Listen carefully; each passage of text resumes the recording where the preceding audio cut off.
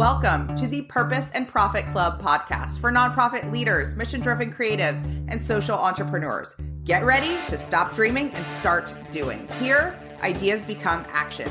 We prioritize purpose and profit. You ready? Let's go. Today, I'm going to give you a strategy that is often forgotten, often not on your radar, often undervalued. And if you take what you learn today and go pick a segment to use this strategy for, you will see an increase of revenue come in now, this year, this month, this week. Okay.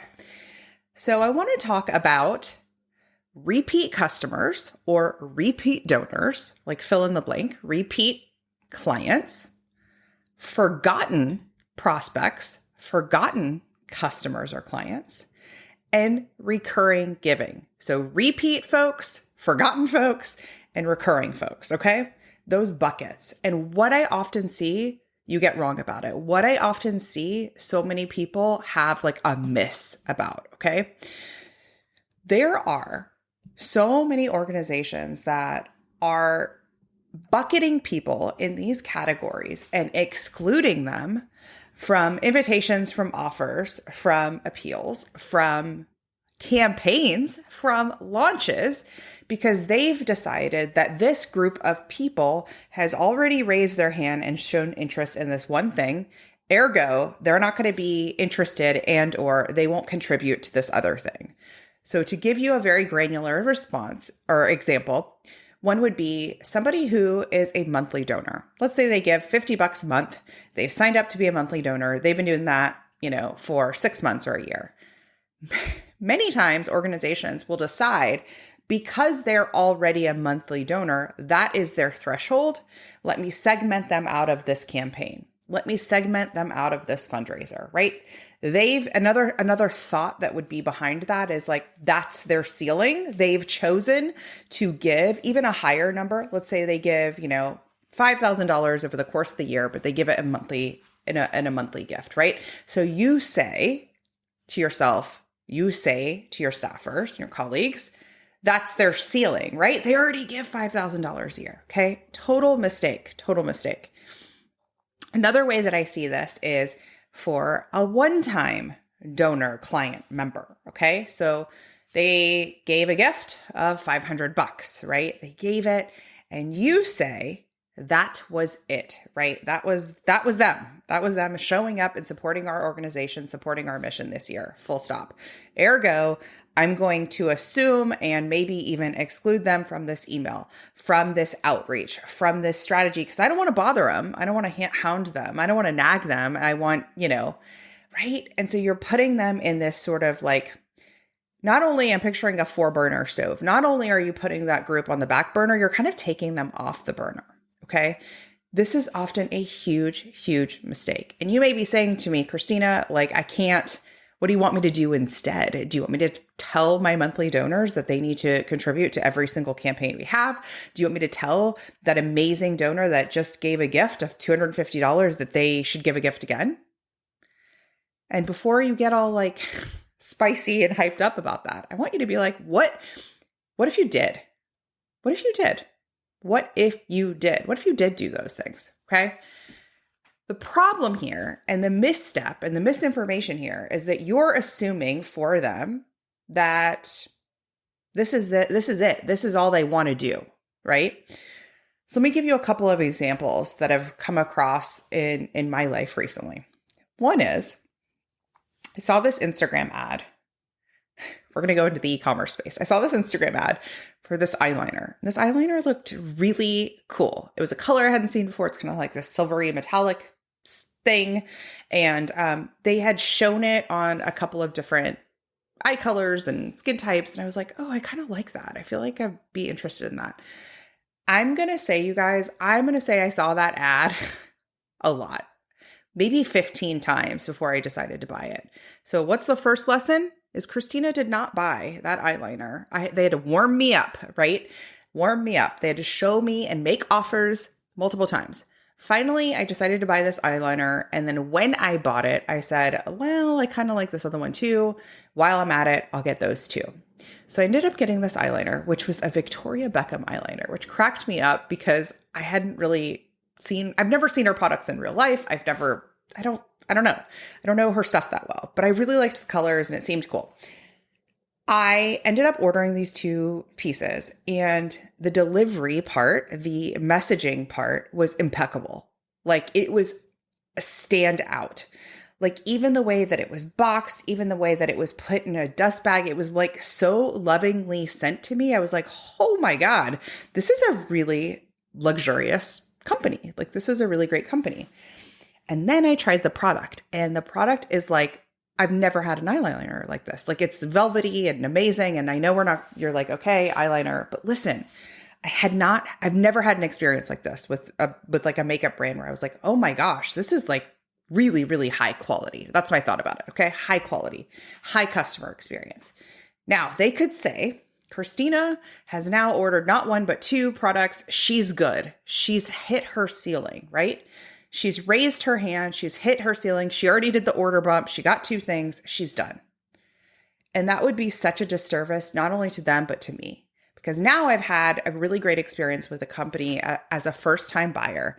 And what I'm thinking instead is, what products are in my drawer at home that I feel okay about, but I could really elevate, right? If I wanted to. Like, I was on their site and I was like, ooh, I kind of like this color. Should I order this color? I'm kind of curious about this thing, right? Because I had such a great experience. Now, instead, if they said, well, she ordered on Black Friday, let's leave her alone between now and year end because we don't want to hound her. We don't want to bother her. We don't want to overdo it, right?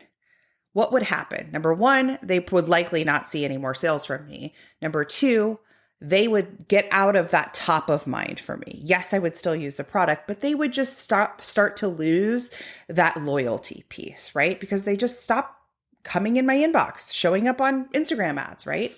Do you see? And what is the outcome of that? It sucks for them, right? Because they now lost a customer that they could retain. And it sucks for me because I actually really enjoy their products, right? And should they have some sort of new limited time color, great new other product or skincare, like, I kind of want to know about that. It makes me curious. It was such a good experience just for this one product that I'm very curious, like, oh, what's her skincare stuff like? What's her blush like? What's her whatever like, right? And there's only one way I could answer that question, right? Is through continually hearing from them showing case studies, saying, hey, here's somebody who, has skin like yours, who's tried this product. Here's a before and after. You guys can do all of this with your programs. You could do all of this with your services. Do you realize that? Right? Okay. So do not assume just because somebody showed up and they were really supportive that that's it for them. That's really, really a bummer. Okay.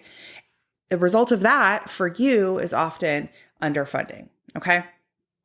So another way that I see this come up is assuming that all of the folks that maybe gave last year but didn't this year, your Libents, maybe your Cybents, they gave some year but not this year, are gone. They're goners, right? I saw a LinkedIn post about this recently where somebody said to some effect of like, don't waste your time, right? Don't even waste your time. And I was like, what? These people who gave one year but not this year, some year but not this year, were warm. At some point they said, yes, I care about, I trust you. I care about what you do. I believe in what you do. They literally stood up and said, I want to support you. Don't abandon them. At least put them through an email automation. At least send them a letter. At least put them through some sort of sequence before you decide, nope, they're done, right? Because your option is to go find new people who do not know, like, and trust you, right? That's how you build a higher or a bigger supporter base, a bigger client base, or go over here to your warm people that are a little cooled off and say, let me re-engage you. Let me invite you to take another action. Tell them you miss them. Tell them you miss them. Okay. I use Instacart, that grocery delivery service. And what I've noticed is we used it a ton, definitely in 2020. That's when we started. And then we've been using it pretty consistently for a while. But lately, I think just lifestyle stuff has gotten us like, oh, let me pop over to the grocery store. So even using it less. They noticed that. They noticed that. They're like, we don't want to lose Christina. Now, the argument could be, you guys, she's gone. We lost her, right? But they said, no. At some point, she used us regularly. At some point, she knew, like, and trusted us. Let's not decide for her. Let's make her an invitation to come back in. And they put me through an automated kind of email series. They have a special offer to, like, come use this discount, right? They're like, no, she's not gone, right? We're going to invite her back in, which, by the way, it works. I'll totally, next time we need a grocery run, I'm like, yeah, let's use them. Okay? Don't decide for people. There are so many people. Think about this for a second and like really think about it. There are so many people that want to help you. There are so many people that want to support your mission. There are so many people that would partner with you, but you haven't found them yet. You haven't asked them yet. You thought about asking them, but maybe you said, Chris, I don't want to bother them, right? You assumed that they would think that you were bothering them. You assumed that they would think, God, they're really hounding me or nagging me. None of that is actually true. So when you think about the well of your customer and client and donor base, your member base, your subscriber base on your email list, and you think about them and you decide, well, I don't want to bother them. They already showed up for this campaign. They already heard about this thing. And if they cared, they would have donated then. If they cared, they would have become a member then. If they cared, they would have contacted us then. No. Remember how many times did I have to see that eyeliner ad? It was like 15 times. I'm telling you, it was a lot of times. But I was just like on the fence. I wasn't sure. My thought about it was, do I need another eyeliner? No. But at some point, it was like this tipping point of like, you know what? I actually want to. I want to give it a shot. And this is that same tipping point for many, many supporters of like, yeah, I actually want to. Okay. The next thing I want to tell you about is this idea of like going to the place where you're like, all right, what if somebody is like, how dare you send me another email? I already made my gift for the year. Why are you asking me? Like, or whatever, like some sort of like whatever the naysayer piece of it is, like go to the place where you're like, figure out what that is. Like the thing that's keeping you from going to your monthly donors and asking for more, to going to your Libans and putting them through re-engagement series, to going to the people that gave maybe 1 or 2 times this year and asking them to give again. What is the reason why you're saying, what's your objection for that? I'm not going to do that. I don't want them to blank, fill in the blank. Okay. So go to that place where you fill in the blank. And then I want to just give you this, my favorite prompt, right? What if that's true? Like, so what? So what to what to what? What if the person says, nope, not for me. No, thanks. Okay. That's okay. Do you know that? Like, it's okay. You can tell a story in an email that says, dear loyal supporter, I see you. We're so grateful for you. Here's what we're up to. Here's what we've done this year. Okay. Together as a collective. You've been part of this movement. You've been part of this change. But here's the thing. We're not done yet. Here's the thing. We still are working towards this goal, this revenue, this thing, this campaign. Can you help us get there? Right? I'm not going to be pissed off if you send me that email, even if I have already donated, right? The other piece of it is what I see is organizations that are really under that $3 million mark are scared of this. They're scared of this entire strategy that I'm laying out for you. Organizations that are past the $3 million mark are like, of course we do this. Of course we do this. Of course we ask for more. Or of course we ask often. Of course we ask unapologetically. And of course we are grateful. Of course we show the outcomes. Of course, right? And remember, the unsubscribe button and the unfollow button are there for a reason. People are allowed to use it, you know? It's okay. It's okay if they use it. Instead, I want you to focus at least 90%, but I would prefer 100% of your time thinking about the first group, the people who are like, I want to be here supporting your mission. I care about what you do. And I'm glad you asked. I'm glad you asked. One of our students recently shared that for her campaign, her top donor had already shown up and given, and she was so grateful. And she sent out a following, I think it was an email to her list saying, you know, we're not done yet. we didn't reach our goal. We're not done yet. And this donor stepped up and made a second gift. She was like, I was blown away. She just didn't expect that would be the tipping point, the catalyst, because her thought was, well, they've already given. That's their big gift. It's done, right? Instead of being like, they've already given and here they are giving more because life is abundant, because they want to, because they can, right? Can you imagine if she just hadn't sent that email? And this was just a mass email. So this wasn't a direct email, right? This is what I see again and again. This is why more is more. Need more emails. How can you apply this to your social? How can you apply this to your organic marketing, right? How can you apply this to your outreach? Think about the people who would be a yes if you just pitched them an opportunity to join your social street team, to join your digital ambassador program, to make a second gift, to join your monthly giving program, right? People focus on the people who would be a yes, not the people who would be a no. Unfortunately, a lot of the time, our brain just gets totally freaked out and we focus on the people who are going to have their feathers ruffled, right? Focus on the people who, by the way, everybody signed up for your list in the first place. They made the donation in the first place. They became a member in the first place. So give them the thing that they want, right? Focus on them. Focus on the yeses. Send the text, book the coffee, pitch the program or service, launch the community, invite them to be a street teamer. They're literally waiting for you to do that. The for-profit brands and businesses making millions of dollars are doing this. They still have loyal customers and clients. It's not like they're making money and people are PO'd, they're making money and they're growing their mission. Bombas is always my favorite example of this. I'm not mad at Bombas for sending me a bunch of emails about buying their socks, right? They have a beautiful give back program. They make great socks. And if they launch a new campaign with a new colorway of socks, cool. I'm never annoyed when they show up in my inbox 3 times a week. I'm just not. It doesn't bother me. In fact, I'm not even thinking about them, right? Unless it's for me that day. If I'm like, oh yeah, let me check out this sale.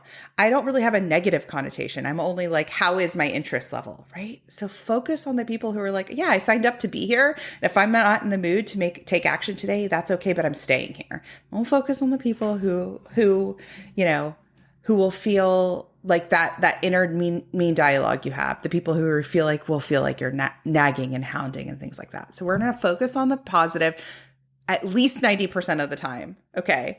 If the little chatter comes in 10% of the time, fine. You can edge your way up on there. Make invitations, make asks. What is the takeaway from today? Think about your repeat customers, your repeat donors, your forgotten prospects, the people you're like, oh yeah, I should send them an email. I should ask them to blank, right? The forgotten people, the recurring people, the people who are monthly, but you've decided that's their ceiling. What if none of that was true? Okay, focus on them. They are waiting. They're literally waiting. You're going to email them. You're going to call them today. You're going to send them a DM. Like, think about what that piece looks like for you. Think about who would be a heck yes and go make some connections. I'll see you next time. Like what you're hearing and want to take this to the next level? I want to invite you to go to purposeandprofit.club to watch my free class. In there, I will tell you the number one thing that's keeping your nonprofit or social impact business stuck and what to do instead. Go to purposeandprofit.club. Think you've reached out to everyone in your network? Are you out of ideas to get noticed and get funded? I hear you. That's why I'm giving you a chance to steal my prospect list. Yes, you can generate leads for your nonprofit or impact-driven business. Grab my mini training and list delivered to your inbox instantly. Go to splendidcourses.com/prospect.